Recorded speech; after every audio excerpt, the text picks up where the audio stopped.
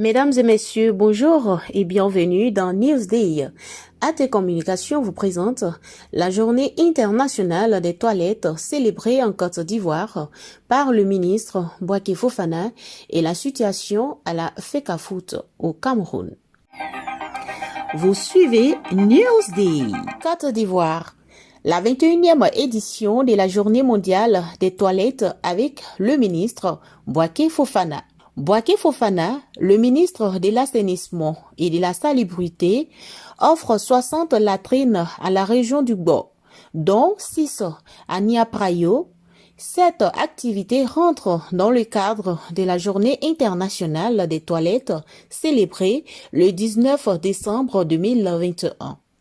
La cérémonie officielle a eu lieu en Côte d'Ivoire le samedi 11 décembre 2021 à la place publique de Niaprayo, village de la commune de Guibéroa, sous la présidence du ministre Bouaké Fofana.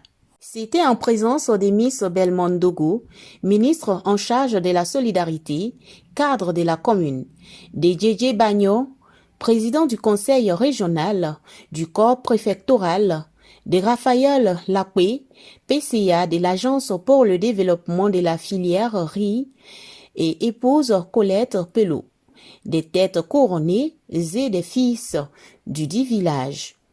Le ministre Bouaké Fofana, maître d'œuvre actuel du programme de latrinisation des écoles et des villages, a un maillon de la politique sociale du gouvernement. Le ministre Bouaké Fofana a remis les clés d'un bloc de 6 latrines construites pour l'école publique de Niaprayo au préfet de région Lassina Fofana. Dans cette dynamique, ce sont au total 60 latrines qui ont été mises à la disposition des 10 villages de la région, soit 6 latrines pour chacun des 10 villages. Niaprayo a de surcroît reçu un kit d'hygiène et de salubrité d'une valeur de 2 millions de francs CFA et son corps social un don en numéraire qui s'élève à 1 550 000 francs CFA de la part du ministre Bouaké Fofana. Vous suivez Newsday.